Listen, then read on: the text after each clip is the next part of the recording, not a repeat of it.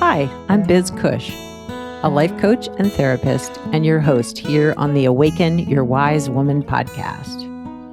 We're talking to women all over the world who found their way back to themselves, to their inner knowing, to their intuition, to their wisest self.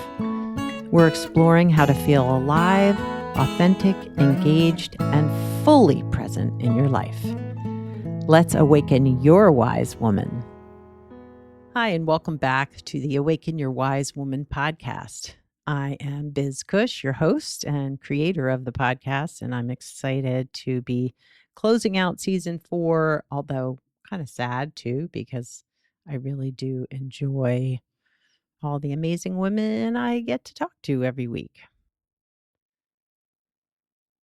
But we are closing out season 4. This is episode 20, so we will be sharing some replays of really great conversations through the summer. So that's part of the reason why I do seasons, is to give myself a break for the summer, because it is a lot of work. It's a lot of work to create and sustain a podcast, and the recording piece, as well as the just uploading it, getting it ready, all the things. It takes a lot of work. So having the summer off feels really great. And even though, like I said, I miss it when I don't have it, it's a needed break for me to be able to sustain it in the way that I have, this being 6 years of podcasting. So here we are, closing out season 4. It is the end of June, beginning of July, and July 4th holiday here in the US is right around the corner. And we've had a heat wave. It has been blistering hot here on the East Coast, but fingers crossed, maybe that heat will let up over the next few weeks or so.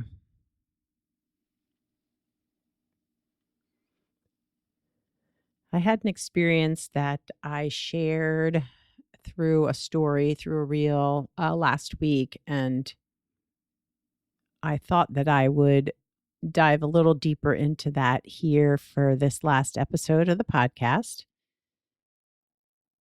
because I'm feeling more and more pulled to really focus on being highly sensitive in for this podcast. That's not to say that that will be the only focus, but perhaps next season that will be the focus of the interviews here, and just sharing others' sensitive stories as well as my own. So to close out this season, I thought I would sort of step more fully into that highly sensitive realm. And I think what's interesting to me is how deeply connected being highly sensitive is to our parts, because those highly sensitive traits can trigger parts of us, especially if our high sensitivity wasn't welcomed, accepted, and normalized within our family units, within our friend groups, within our early life. That some of our parts probably got wounded if we were told we were too much, if we were told our emotions were too big, if we were told we should stop being so sensitive. Those parts learned to stay quiet and withdraw, and there were wounds there. And the reason I'm sharing this is because this next story that I'm going to tell you relates pretty deeply to my own wounded parts, stuff that I have healed, but still gets triggered sometimes.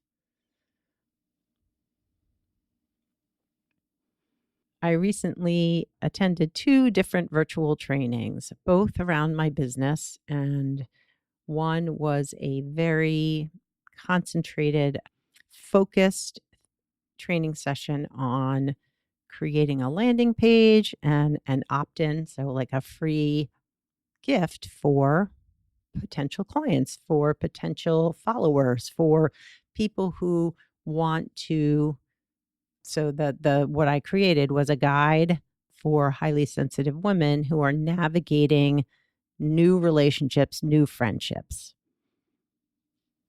in midlife. And that's near and dear to my heart because of moving. I am in that very position that I'm having to find where my people are in this new community of mine. So I thought, I know I've talked to lots of clients and lots of people in my circle who have been going through similar experiences. So I thought, let me be the person to create this guide for people who are struggling, for women, highly sensitive women who maybe need to connect with other friends.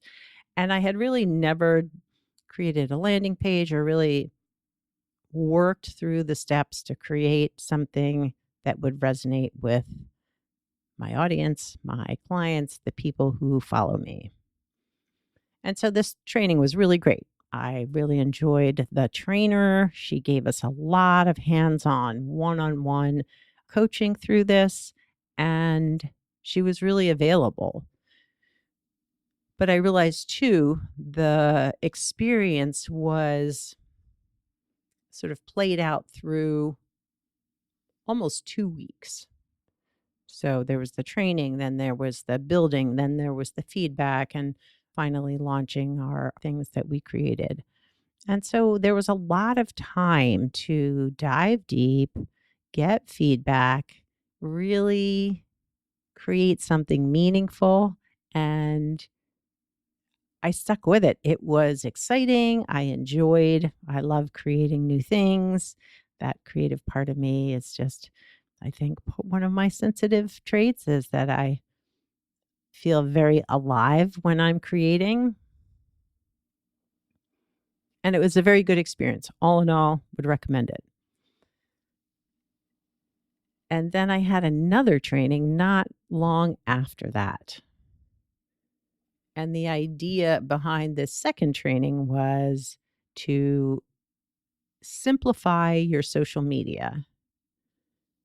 And I was like, I need that. I want to simplify my social media presence and my social media experience of posting and creating, but also just sort of keeping track of everything.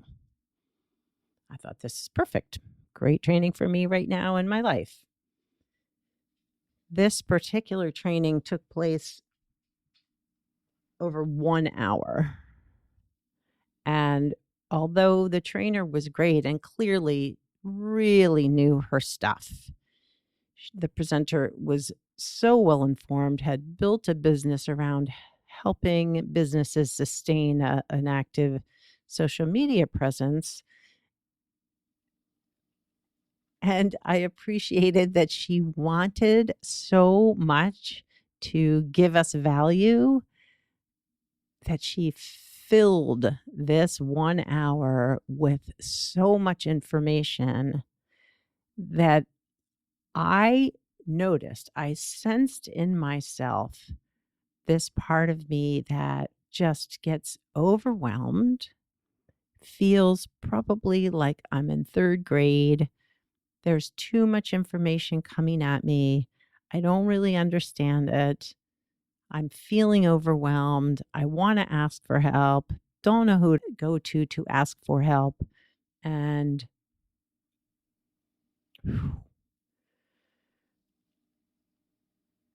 it just brought me back to this place of just feeling really sad. And there was some shame that bubbled up that, like, why isn't this easier for me? Why can't I get this? Why do I feel like I need to slow this down or take a break or stop listening altogether? And fortunately, I have been really working on noticing this part of me that does get overwhelmed so easily and trying to take care of that part of me and my sensitivity and overwhelm when there is just too much stimulus coming at me. And so the training took place over a lunch hour, and I allowed myself to kind of get up and be off video, walk around, eat my lunch, so I was listening, but I wasn't pressuring myself to to get every piece of information that was shared. But on reflection with my own coach, I dove a little deeper into just what those feelings were.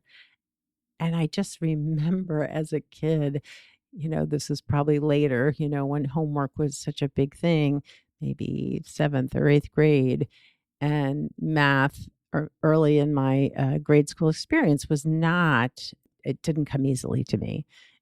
And my father was a doctor, a medical doctor, and obviously had lots of math knowledge from having gone through medical school. So my mother would say, "Go see your father. Get him to help you if I was struggling with algebra or something."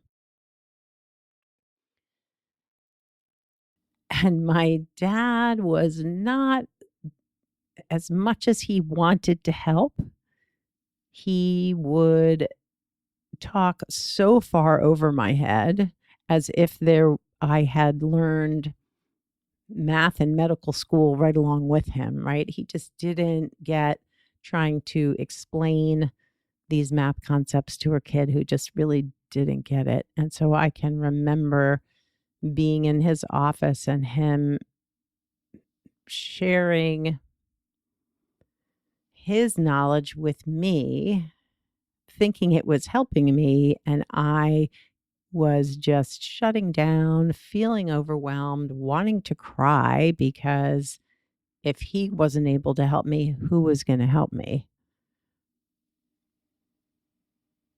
And then the shame would bubble up. Why don't I get this? Why isn't this easier for me? Why do I even need to ask for help? And honestly, I would stop asking for help eventually from my parents because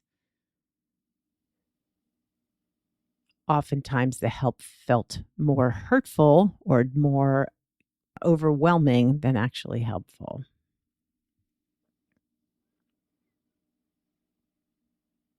And back then, when those overwhelmed feelings and sensitivities would arise, when I would feel as if there was so much information coming at me that I just couldn't even tease it apart, the shame would get triggered and then the shutdown.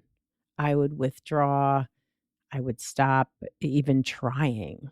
And so for the longest time, I got horrible grades in math until I actually had a teacher who was amazing and took the time to spend time with me so I could get it. But the shutdown then led to more shame because then I wasn't doing my homework. Then I wasn't doing the work. Then again, like in today's world, or even more recently in my business, I wasn't using the trainings that I was attending because it just felt too overwhelming. It felt like there was too much information for me to learn to be able to get from point A to point C. But I look back on those experiences of asking for help, of being overwhelmed with schoolwork, of not knowing that getting overwhelmed by lots of external stimulus, too much information was just a part of who I was. That was not something I knew back then.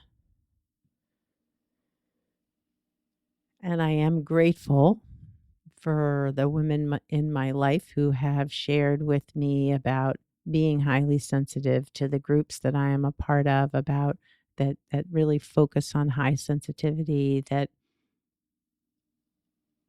I can really honor those parts of me that need to take it slow, that need feedback, that need guidance along the way for when I don't get it or when I am feeling stressed or overwhelmed. But what's really important is that I need to know what I need. I think for the longest time, I had hoped other people would know what I needed. But of course, how could they if they didn't know? I was just a kid. I didn't know.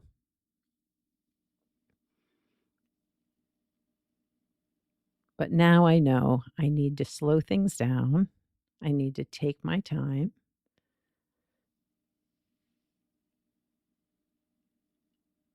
I need a more focused experience. So maybe learning one skill instead of 5 skills. I need one-on-one help with people I can trust to ask for help, that I'm not going to end up feeling triggered and shamed. And getting that feedback that really can be rewarding and helpful and encouraging. Because to feel accomplished is a pretty great feeling.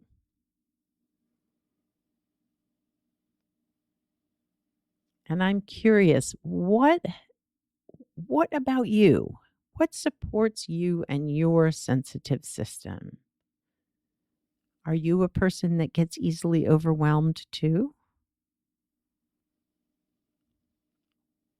What do you find that's helpful in your life? I would love to know. I would love to hear from you. And if this particular episode, if you are not highly sensitive, but you have people in your life who are, I would love for you to share it, because I think those of us who are highly sensitive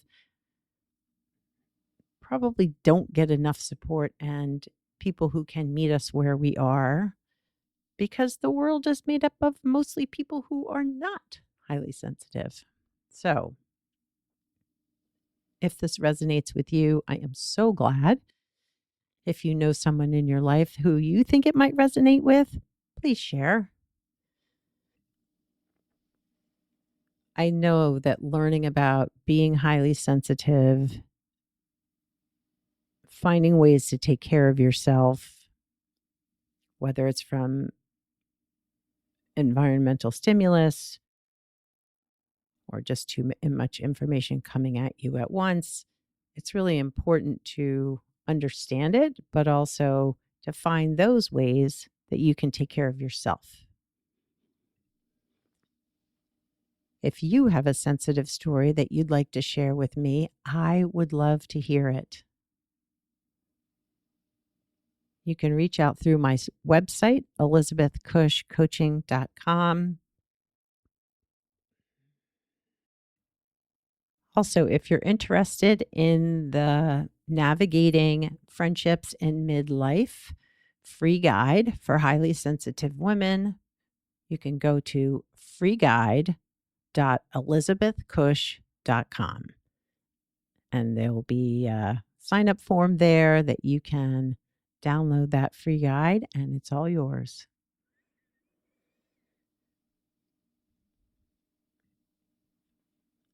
I hope you have a terrific summer. I hope that the summer brings you all you need and you get some fun in the sun, or wherever you are, you get some time to enjoy life, because that's important. Look for my newsletter will continue, and also reissuing of certain podcast episodes will happen throughout the summer as well. And then we will be back for a new season, season 5, in September. So take care of yourselves, take care of your sensitive soul. I look forward to connecting with you next time in season 5. Thanks for listening to the Awaken Your Wise Woman podcast. The information in this podcast is not a substitute for seeking help from a licensed mental health professional. Music by Andy Cush, sound editing by Laura Disler, and show notes by Kathy Cush. If you'd like more information about me, Biz Cush, and the resources shared today, go to awakenyourwisewoman.com.